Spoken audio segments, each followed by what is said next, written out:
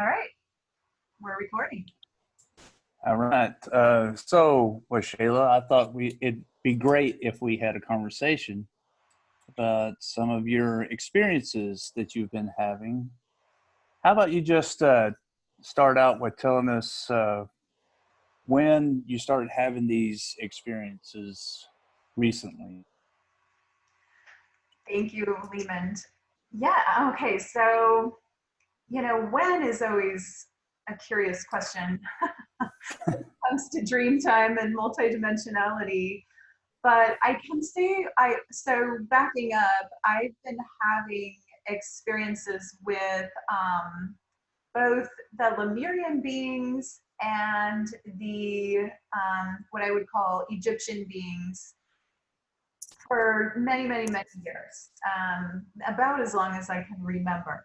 But more recently, I've been getting a lot of Egyptian information, and I was told in my dream time, it's not ancient Egypt, it is future Egypt, and the Egypt that we see and think we know is actually a blueprint or a template for the Egypt that will be coming.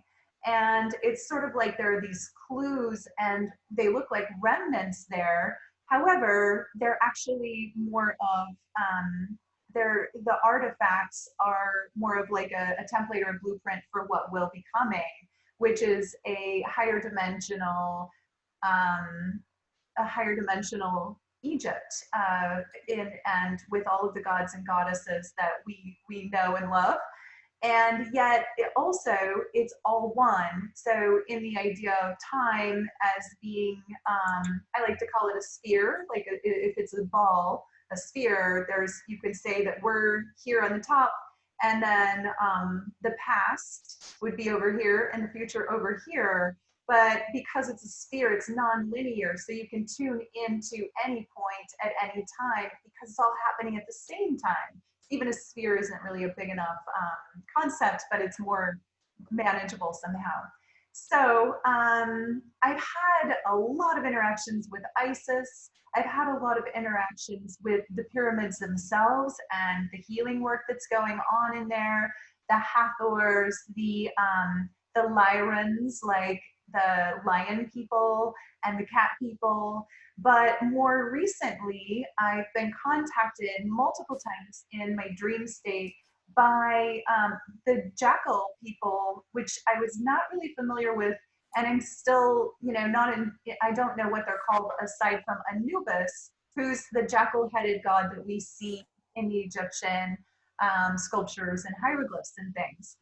So these people, though, that I've been seeing it's not just one, it's many. In fact, the most recent interaction I had with them, I said, I think I see 6. And then I'm like, no, it's 5, but I'm hearing the number 6. So it's 5 of them. And they said, you're number 6. So they're, and they've been transmitting to me in my dream time.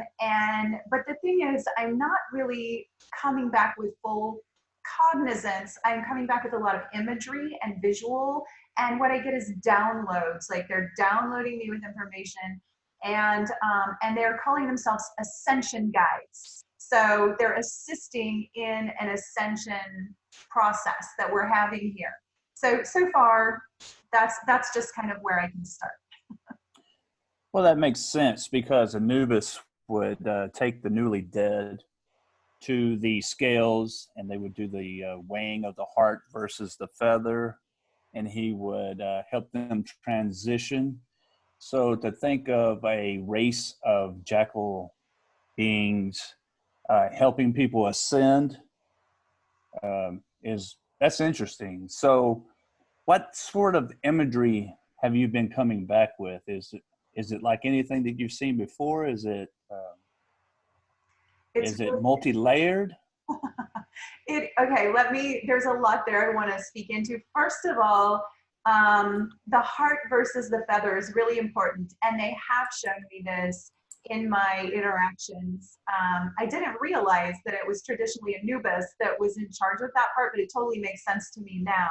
So the weighing the heart versus the feather, what that means is the enlightened heart. So your heart must be light in order to cross into heaven. And from a 3D perspective, that sounds like a physical heart being weighed on a scale against a physical feather and then going somewhere if you like, you know, make the judgment or whatever. But from a higher perspective, there's a much higher perspective on this. The light heart, the weight of the heart is speaking into, are you taking on the fears of the world? Have you harbored in your heart the fear, the discontentment, the negativity, the scarcity, the lack consciousness, all of that, you know, lower frequency body of emotional energy and trauma and, you know, victimization and all of that stuff, that would make a heart heavy. Or a light heart, a heart that would be lighter than a feather, would be a heart that has released and given up its attachment to those lower frequency thoughts. A light heart is one that has been focused on gratitude, on love, on kindness, on graciousness, on generosity, on caring, on non-judgment, on expansion and sharing and opening and being one, you know, moving into oneness consciousness with all that is, with divinity. That's a light heart. That is what an enlightened heart feels like. It's not harboring the negativity anymore. It doesn't mean it doesn't feel compassion. It doesn't mean it can't see pain and feel compassion, but it will deliver love, and rather than enrolling in fear with that experience. And it will contribute positivity and love to a dark situation, a negative situation. And so the feather being weighed against the feather is, you know, how light has your heart become? And here's a key part of this. It's not a judgment to get passage into the next world. It's actually all right here, right now. So heaven is available. The concept of heaven is actually a higher dimensional experience of life. So heaven, or the getting passage into heaven, is possible right now in this body when you give up the fear-based consciousness and allow your heart to open and expand to oneness and all of the things I just said.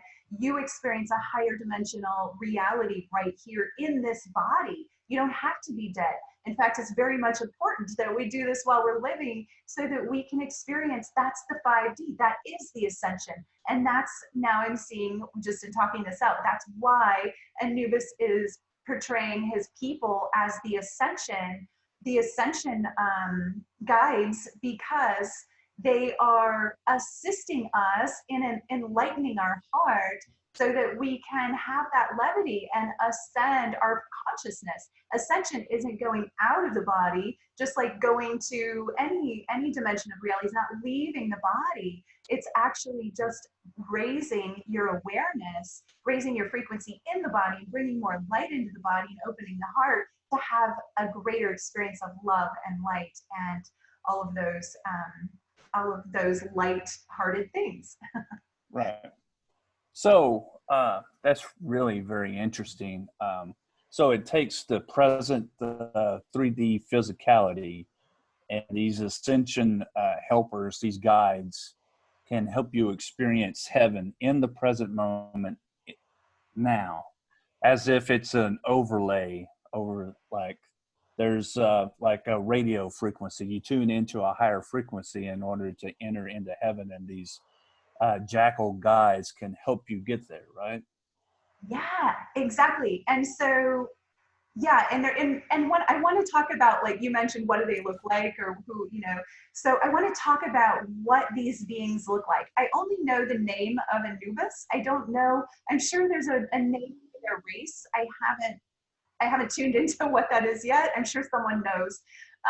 But they look like ebony, like their skin is just like a beautiful ebony color. they're very regal and they're very graceful. And they are, they're very, when they stand, they're just very upright and they stand with power. They're very powerful and very aligned and balanced in their clarity and their focus. And they have such a strong presence, but it's a presence of it's a presence of love. I was actually communing with them on my beach walk this morning, and I hadn't gotten to that. I'm like, why am I not like understanding your presence of love, physically for myself yet?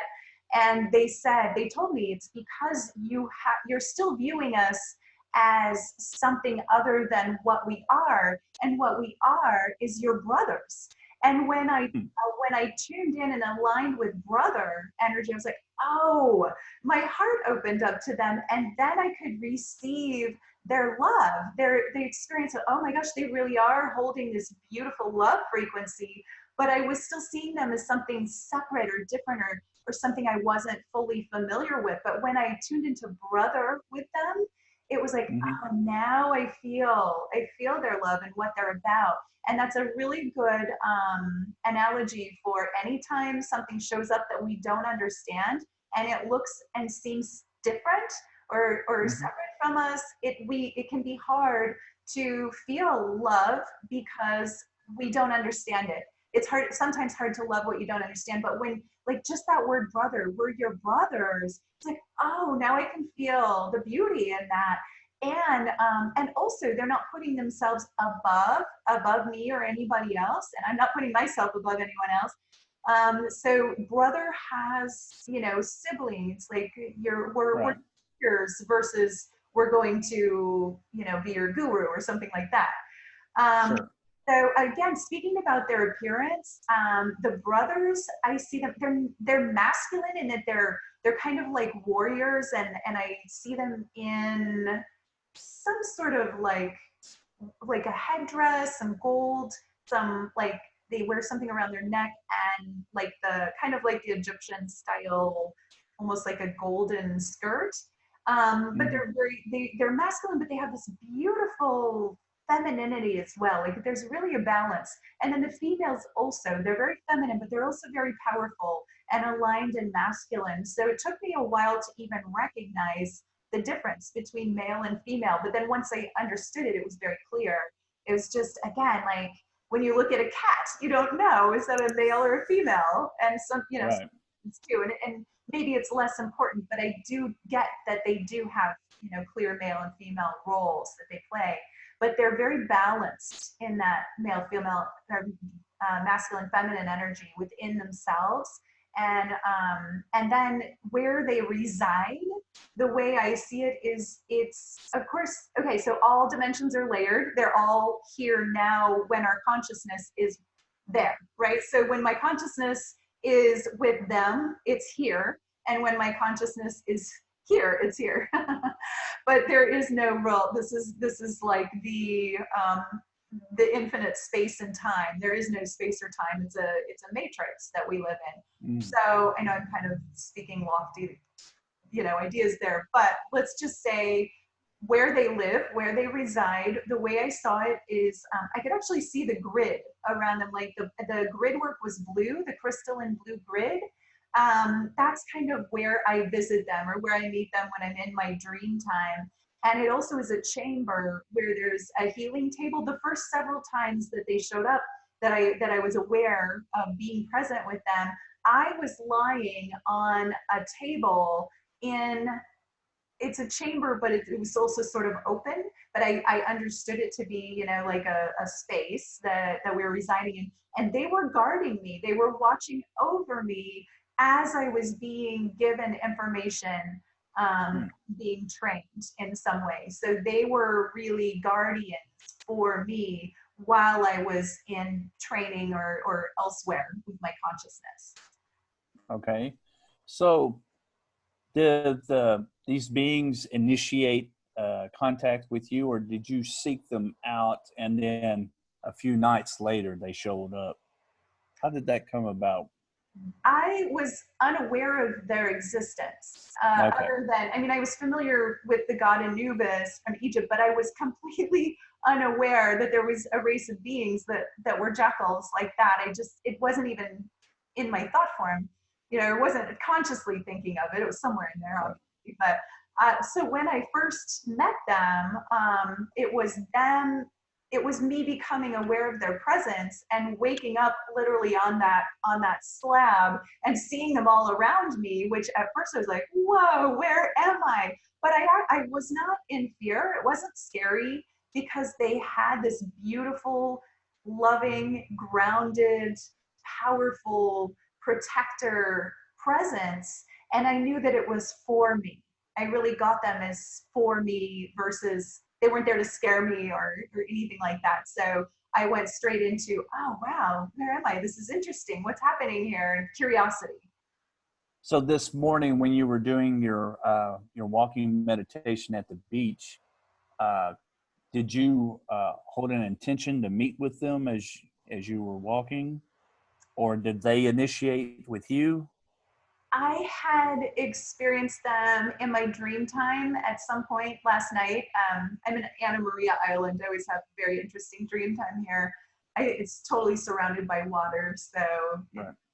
it amplifies those experiences. So on my beach walk, I decided to go. A lot of times I'll listen to music or guided meditation. Today I just went without listening to anything, and I just went with the intention of being present and having the experience that I have and communing with nature and the water. It's the full moon energy, the sunrise, and all of that. I just wanted to be present and walk and be with the elements.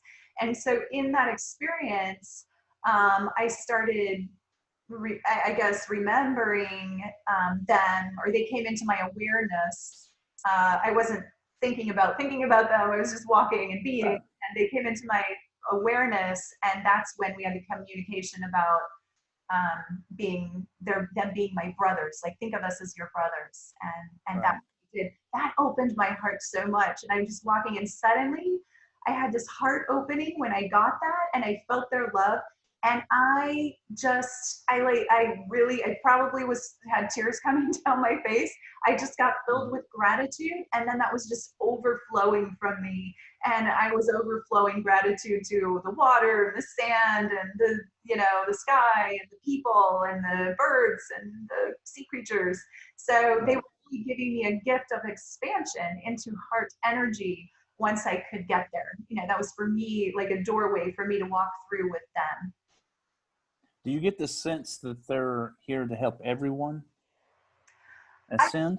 I get I get the sense that they're calling themselves Ascension guides. They are making themselves available to anyone who would like to work with them. So they are here to assist humanity in our ascension process. They Okay. desire to be of service to us as we shift up in consciousness from wherever we're at in the realm of 3D, moving into 5D. And they stand very powerfully. I'm doing this because I see a column, like each one has this strong column of light around them, or this column of divine connection. And they're very focused on our thoughts create the reality. Our thoughts create, every thought we have is creating the next world that we enter into. So be diligent about your thoughts and what you're tuning into. Since I've started working with them, a lot of people send me a lot of videos and things to read and look at. I get a vibe, I'm not even, and I'm saying aloud, I mean, I'm allowed to do, I have sovereign free will, but in Right. the guidance is saying, do not open that, do not look at that, do not. I used to look at, conspiracy theory stuff, if someone sent me something interesting, just to be informed, just to know what's going on. They're like, absolutely not. Don't look at it. Don't read it. Don't watch the news. No politics for you. Nothing like that right now. It's all staying focused on high frequency thoughts and high frequency emotional energy. And I get that I am of service in that. I'm holding a space Mhm. for everybody that wants to be able to hold that space as well. That's part of my service right now. So I'm in alignment with my guidance in order to really protect my mind. You know, even I wanted to watch a couple of movies on Netflix. They're like, no, don't even turn it on. Or I like Right. watched the first 2 minutes of 3 different things, even things that I think will be good, great. And it's just like, no, you know, turn it off. It's like the frequency of television, even when it's not cable, even when it's Netflix or, you know, one of those channels, just like, no, right now, not even allowed, because I have to hold a column so strong that that could just take me out, you know, even one scene that has killing or something Right. could put I it, get that sense yeah. as well. I feel like the reality is extremely fluid as we're moving through this season. It seems like we're moving from one epoch to another, and it's kind of like wet cement. And that I feel that whatever your frequency is, once the cement hardens, is what you will be going to the next epoch. So I've been trying my best to keep my frequency high as well. Probably not as diligently as you have, but I feel like I need to step up my game now that we've had this conversation. So uh, I know that you're an Ascension teacher, and that is your business. Do you have a modality to teach other people how to connect with these Ascension beings? Is this something that you're working on in the future? Um, Well, I think right now that modality is just awareness, like telling people you have ascension guides. You have, there are, I mean, beyond the Anubis beings, there are so many celestials, so many light beings right now. They want this ascension for us. They want us to get it and raise our frequencies and experience the bliss vibes and experience a new level of consciousness for the whole planet. And so they are working with anybody that invites them. They don't make, I mean, they're not going to make themselves available to you if you don't open up to them and ask. I have clearly put a call out myself to be of service. How can I be? My prayer going to bed is, how can I be of greatest service now? Please help me. Whoever it is that can assist me in being of greatest service at this time, please give me the information I need to do that. So that's a prayer that anyone can do. That's a communication with the divine. Just ask. But if you don't ask and you don't make it known that you choose to be of service, then they don't have an open door to work with you. They're there. They're multidimensional. They don't have to like travel in an airplane to get to you. They're always available. It's one thought away. Like, hey, come and work with me. What can I do? What do I need to know? How can I serve in a higher way? And how can you, will you support me in this? And the answer is yes, they absolutely want to support you in this. You just have to come with an open heart and a heart of love and service, and to be of service beyond yourself. And that's never to say that it's not important to work on yourself. It's always important. The work that you do on yourself is for all, because the lighter your heart becomes, the more of a path you'll be able to hold for everyone else. So that's important work to do. But to have a heart of service and want to be of service to the whole versus just yourself is very important in the process. And that also helps your heart lighten up.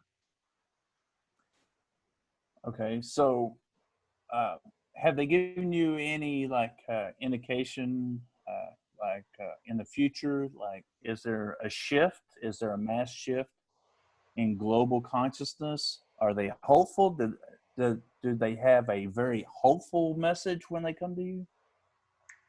Yeah, the shift is now. There is no future. I mean, it's all now. That's the what I'm getting over and over and over. Like, let go of your perception that there's some other time or that there's some place to get to. It's now. It's all happening now. It's the tuning the frequency in is always now. So they're hopeful for now. Yes, they're like, the more people that are working with us, the better.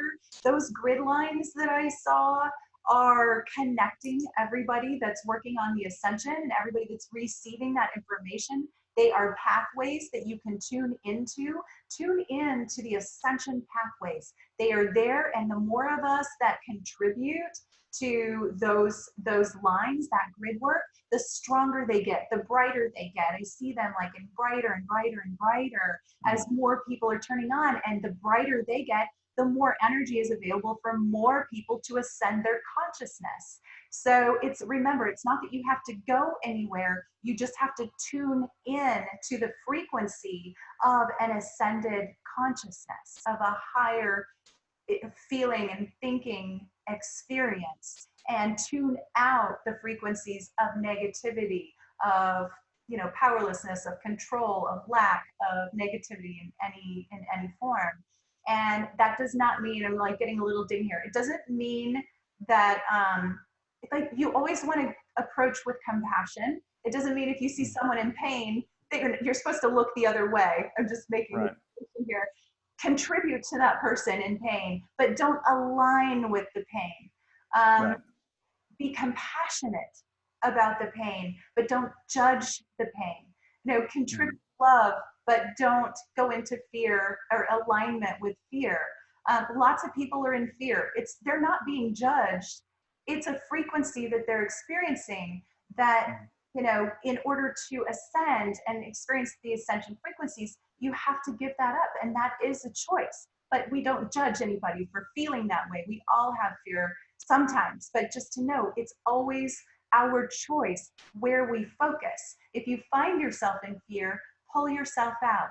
Get some tools so that you can do that, so that you have a way of extracting yourself from that fearful way of thinking and emotional energy, and start to practice tuning into higher frequency thoughts and emotions as much as possible, and then holding yourself there for longer and longer periods of time. That sounds wonderful. So, I don't know, is there anything else that you'd like to add? I feel like we pretty much covered everything, like turn your back on all the negativity. Ascension is a mere thought away in the present moment, wherever you are. I don't know, what more is there? What would you like to add? Is there a place that people can get in touch with you if they would like to further this conversation? Yeah. The best way to get in touch with me is via my website, which is my name, waxelasananda.com. And I have a little pop-up box where you can put your name in to get my newsletters. I email twice a week, and I just share what I'm experiencing in those emails.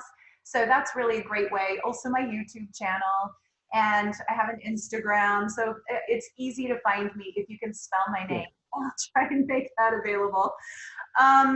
But yeah, I would love to leave people with just like an understanding it's all going to be okay, and it all is okay right now. So it's really important to stop waiting for the world to change. This is your opportunity for you to change your world, because we don't see the world as it is, we see the world as we are. The world is a reflection of our perception. You will draw in the people, the beings, the information that you need, but based on your current perception.